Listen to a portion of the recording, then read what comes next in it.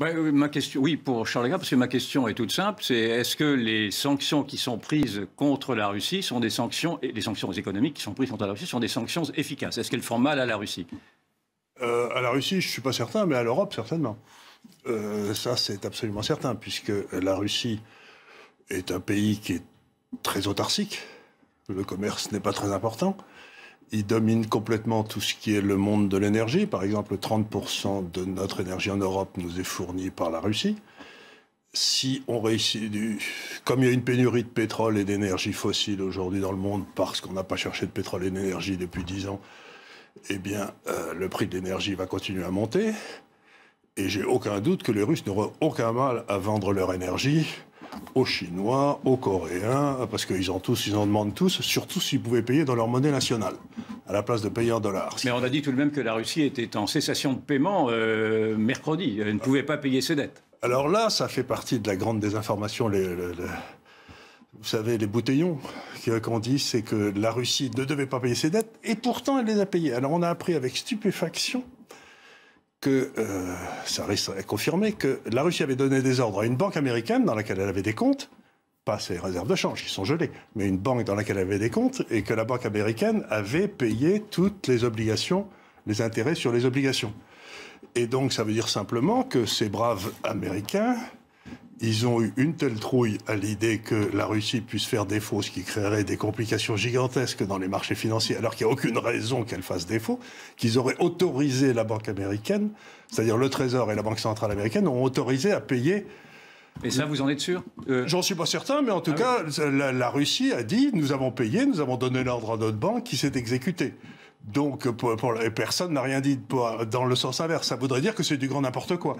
On nous dit qu'on bloque les paiements à la Russie. Je vous signale que les livraisons de gaz russes à l'Europe ont augmenté depuis le début de la guerre.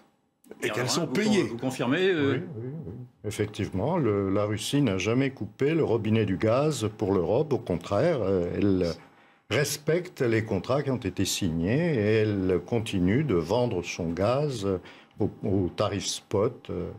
Et ce qu'il y a d'extraordinaire, c'est que ce gaz est beaucoup monté à cause de toutes les bêtises et aussi de la pénurie d'énergie, et que donc aujourd'hui, la Russie touche de l'Europe 800 millions de dollars par jour de plus. Oui, c'est ça. Que ce à quoi elle s'était engagée. Oui. Donc, avec des pénalités comme ça ne va pas la faire souffrir longtemps. Hein. Donc, vous êtes en train de nous dire que la Russie ne souffrira moins que l'Europe des sanctions qu'a prises l'Europe contre la Russie. Ça va de soi, oui, c'est tout à fait ce que je dis. Moi, j'ai un tout petit bémol parce que la Russie va souffrir, certainement beaucoup. Mais l'avantage que possède la Russie sur nous, c'est que la Russie est résiliente. C'est que le peuple russe, généralement, est habitué à ce genre de situation où elle subit des pénuries, elle subit des restrictions, et elle est habituée. Donc, alors que nous ne le sommes pas. Et c'est ça le véritable problème. Que va-t-il se passer dans 6 mois si nous nous retrouvons avec une énergie qui aura doublé ou triplé ou quadruplé? Vous pensez que le peuple russe ne se révoltera pas contre Poutine des efforts qui sont demandés au petit peuple, dans le fond, et même aux oligarques? Mais enfin, c'est surtout le petit peuple qui va souffrir. Vous ne pensez pas que ce sera une cause suffisante pour que ce peuple-là se désolidarise de son président? Honnêtement, je ne pense pas. Effectivement, il y aura des mouvements, surtout dans les milieux de la jeunesse, proche de l'Europe, qui regarde l'Occident, etc. Mais le reste de la Russie ne bougera pas. Je reviens à Charles Gave pour qu'il tente de m'expliquer. Moi, je ne suis pas du tout financier ni économiste, mais par exemple, j'entends que le système SWIFT, qui est un système de mutualisation, je ne sais pas si c'est le bon mot, des transactions, est un système qui a été interdit pour une grande partie des banques russes, et donc que cela asphyxierait, dans le fond, l'économie russe. Vous ne semblez pas non plus tout à fait d'accord avec cette analyse-là. Expliquez-nous d'abord ce que c'est que ce système SWIFT, dans le fond, sans rentrer dans trop de détails. Avant de venir au système SWIFT, je vais dire quelque chose, si vous voulez, c'est qu'il y a eu une espèce de blitzkrieg fait par les grandes banques centrales européennes et américaines pour essayer de détruire la monnaie russe en l'espace d'une semaine. Ça a complètement échoué. C'est-à-dire que les Russes ont fait quelque chose de très intelligent. Ils ont permis à tout le monde en Russie d'acheter de l'or sans TVA. Mais le cours du rouble a nettement diminué tout de même. Oui, mais ça, on s'en fout. À l'intérieur de la Russie, il s'est rien passé. Les gens, il n'y a pas eu de panique, il n'y a pas eu d'hyperinflation. Donc le gouvernement russe a dit, si vous n'avez plus confiance dans la monnaie, vous pouvez acheter de l'or sans TVA et on vous en donne. Donc ça a stabilisé la panique tout de suite. Vous savez, on a mis les gros lingots d'or comme ça. Donc la première des choses, c'est que le système financier russe ne s'est pas écroulé. La deuxième chose que les gens ne comprennent pas, mais c'est bien dommage, mais le nombre de choses que les gens ne comprennent pas est considérable, surtout dans nos gouvernements, c'est la suivante, c'est que le capitalisme, c'est la recherche du profit, comme chacun sait, ce qui est bien normal. Et la deuxième chose, c'est un système d'assurance mutuelle. C'est-à-dire, prenez l'exemple d'Air France, qui dépense énormément d'argent en énergie. Air France, si elle a un trésorier convenable, si le prix du pétrole commence à monter, il va essayer de se couvrir pour 2 ou 3 ans, il va acheter du pétrole à terme. Donc il va acheter du pétrole, mettons s'il était à 40, il va en acheter, si le pétrole passe au-dessus de 60, vous me couvrez contre de la hausse. Vous voyez, il y a quelqu'un qui va l'assurer contre la hausse des prix du pétrole. Ce quelqu'un, ça pouvait être Rosneft, par exemple, la grande société de production russe. Mais si vous bloquez Rosneft, si vous l'empêchez de toucher son argent, si vous l'empêchez de remplir ce contrat, ben Air France va se retrouver à poil. Quand le prix du pétrole passe de 60 à 120, Air France fait faillite. Donc vous avez tout un système d'assurance comme ça qui marche dans tout le capitalisme, où tout le monde assure les risques de tout le monde, c'est une espèce d'assurance mutuelle, et les paiements à l'intérieur de ce système étaient faits par le système de paiement dont vous parlez, SWIFT. Et vous venez de casser une machine extraordinairement pointue à laquelle personne ne comprend rien. Parce que c'est tellement compliqué, vous avez des dizaines de milliards de transactions par jour. Les transactions dans ces marchés sont très supérieures au PIB mondial tous les jours. Donc s'imaginer qu'on peut casser quelque chose comme ça et que ça ne va pas avoir d'effet secondaire, c'est d'une imbécilité totale.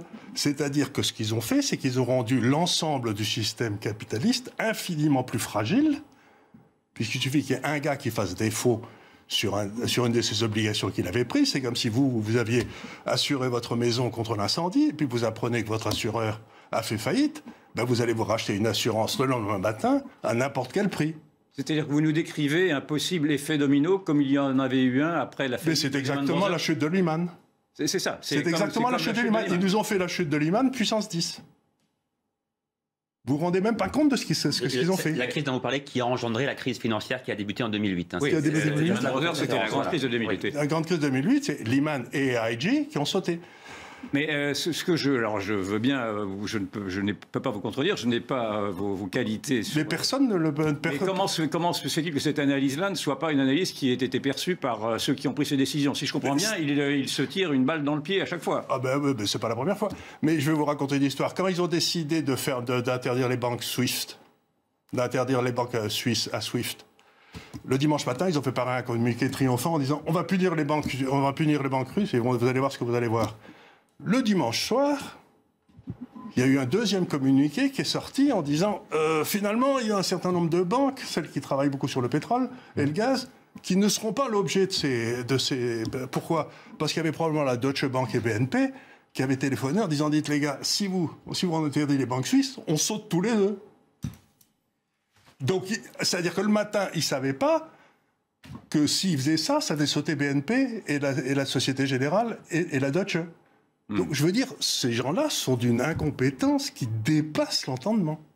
Quels sont les risques que peut courir la France et l'Europe plus généralement, mais la France tout particulièrement, avec ces mesures qui sont prises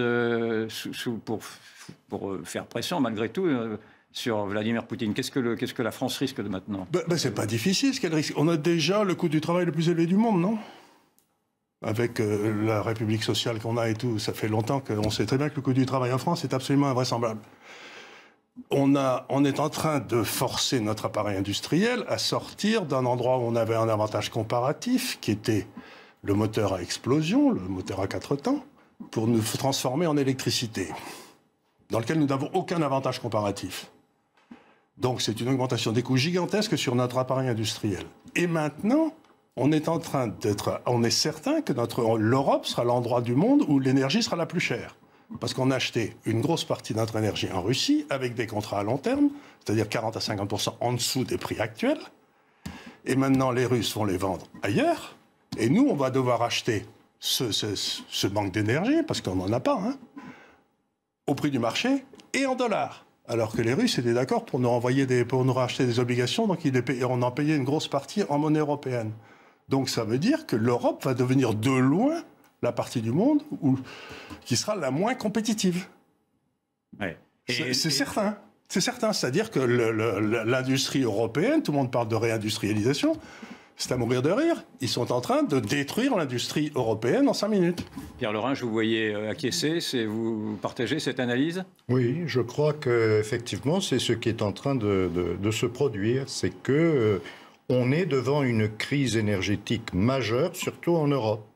Et ce que l'on voit se profiler, c'est que la Russie va vendre son pétrole et son gaz à d'autres pays qui ensuite les vendront à l'Europe avec culbute. Dans le meilleur des cas, ça veut dire qu'on en trouvera. Mais ils auraient bien plus intérêt à faire. Regardez, prenez les chiffres. La Russie importe 60 milliards de dollars à peu près par an de Chine et 60 milliards d'Europe. Les Chinois font à peu près tout ce qu'on fait. Qu'est-ce qu'on leur vend en russe? On leur vend des bagnoles, des sacs Hermès. Bon, ça, les Chinois ne vont pas les faire, mais ils peuvent en faire des copies. Vous voyez ce que je veux dire? Et donc, on vient de perdre 60 milliards d'exportation, boum, comme ça, d'un seul coup. Et comment les États-Unis s'en tirent-ils par rapport à l'Union Les États-Unis européenne sont quasiment autosuffisants énergétiquement. Ils exportent que 4 ou 5%. Ils exportent en tout 5 milliards par an en Russie, c'est-à-dire rien. Et donc, les États-Unis, une fois de plus, nous montrent qu'ils sont prêts à se battre jusqu'au dernier Européen. Vous voulez dire à se battre contre l'Europe, vous voulez dire? À se battre pour n'importe quoi, à condition que les victimes soient en Europe. Vous voulez dire que les États-Unis jouent contre le camp européen? Mais complètement. Les États-Unis sont en train de détruire toute l'industrie européenne. Argumenter un peu plus quand même, parce que là ça me semble... c'est pas difficile à partir du moment... Je vous passe ensuite la parole, Pierre Lerin, pour parler de votre livre. Ne vous inquiétez pas, il y a 10 minutes. Il n'y a aucun problème. Non, mais c'est assez simple. Si vous faites monter les coûts d'un de vos principaux concurrents de façon gigantesque, ça bénéficie à qui?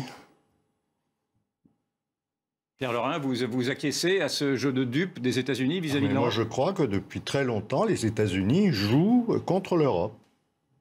Contre l'Europe. Les intérêts européens ne comptent pas, et il y a en Europe des pays qui sont très clairement alignés sur les États-Unis. Ils sont des protectorats. Et peut-être pas réellement des protectorats, mais en tout cas, ils marchent main dans la main avec les États-Unis. L'Allemagne en particulier, la Pologne. En règle générale, les pays de l'Est de l'Europe considèrent que leur véritable parapluie de sécurité se trouve aux États-Unis et au sein de l'OTAN, et pas du tout avec la France ou avec les pays qui veulent constituer une défense européenne autonome, différente de celle de l'OTAN. Si défense européenne il y a un jour, elle ne pourra se faire dans les conditions actuelles qu'à l'intérieur de l'OTAN, ce qui finalement ne changera strictement rien à la donne. Ce sera toujours les États-Unis qui domineront la défense européenne. Ouais.